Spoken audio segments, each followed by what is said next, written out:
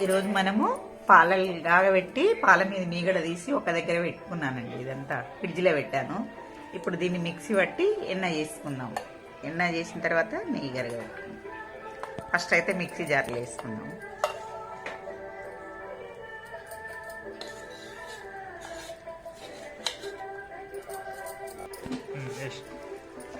ఇది కూర్చుందారా? ఇప్పుడు మిక్సీ పట్టి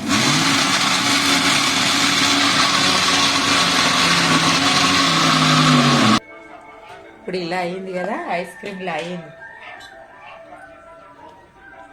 ఇప్పుడు ఇలా చల్ల వాటర్ పోసుకోవాలి. కూల్ వాటర్ వేస్తున్నాను, ఫ్రిడ్జ్లో పెట్టుకుని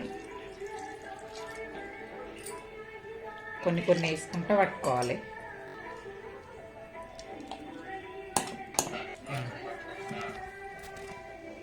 చల్లగా ఉంది.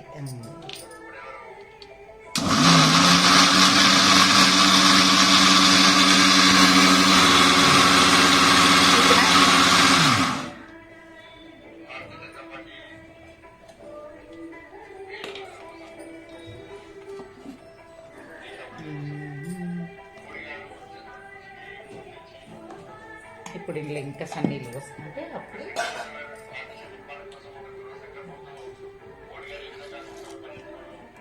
పైకి వచ్చేస్తుంది ఈ చల్లటి కూల్ వాటర్ వస్తుంది. అవునవును అవును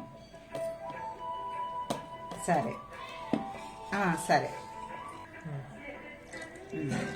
సరే సరే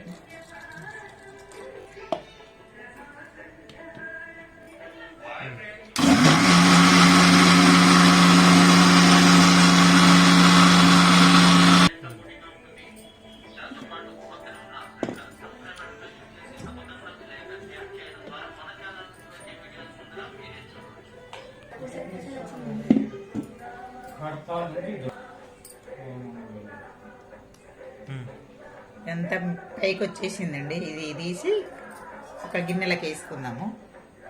మన్నం ఉన్న గిన్నె తీసుకోవాలి, ఇట్లే కాగబెట్టుకోవాలి. కరగబెట్టుకుంటే నెయ్యి వస్తుంది కాబట్టి ఇట్లా వేసుకోవాలి. నీళ్ళన్నీ ఇట్లా ఒక సైడ్ కంటే నీళ్ళన్నీ పోతాయి.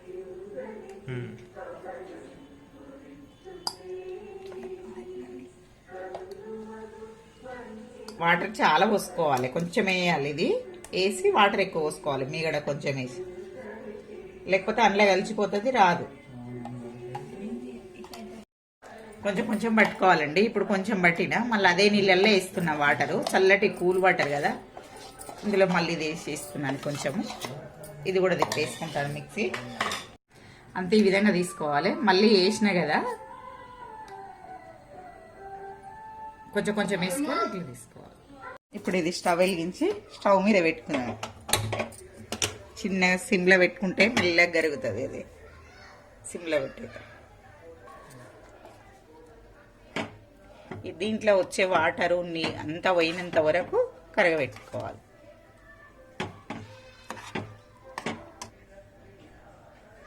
కొద్దిగా ఇలా కరుగుతుందండి, వాటర్లో అవుతుంది. ఇది మళ్ళా నెయ్యి అవుతుంది తర్వాత. ఈ వాటర్ అంతా ఇంకిపోయి నెయ్యి వచ్చేస్తుంది.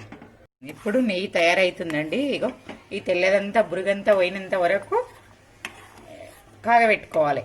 ఇప్పుడు కొన్ని మెంతులు వేసుకుందాము. కొన్ని వేస్తున్నాను నేను, మంచిగా వాసన వస్తుంది, మంచిగా ఉంటుంది మెంతులు వేస్తే. ఇంకా కొద్దిసేపు కావాలి, కాలేదు ఇంకా. ఇప్పుడు పూసలు పూసలు ఇప్పుడు తయారవుతుంది నెయ్యి. చాలా ఉంచి దించేసుకుందాం. ఎంత బాగా వచ్చిందో నెయ్యి, పూసలు పూసలు మంచిగా. ఒక 10 నిమిషాలు అయిందండి స్టవ్ మీద పెట్టి. ఇప్పుడు మంచిగా వచ్చేసింది నెయ్యి. ఇంకా కొంచెం కావాలి, ఎందుకంటే ఈ తెల్లదంతా బురుగంతా కొంచెం కలర్ మారాలి. గోధుమ రంగులో వచ్చినాకైతే మంచిగా. ఇప్పుడు కూడా తీసుకోవచ్చు, పర్లేదు. కానీ బంద్ చేసేసుకుందామండి. స్టవ్ అయింది.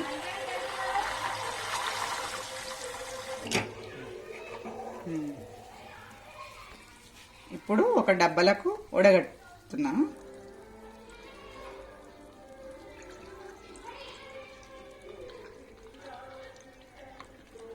నల్లగా అయినంత వరకు ఉంచితే నల్లగా అయిపోతుంది. మాడు వాసన వస్తుంది. ఇట్లా ఈ కలర్ ఉన్నప్పుడే తీసేసుకోవాలి. ఈ విధంగా మంచి నెయ్యి తయారైంది. మన ఇంట్లోనే ఎలా తయారు చేసుకోవాలని చూపించాను కదండి. ఇలా తయారు చేసుకోవాలి.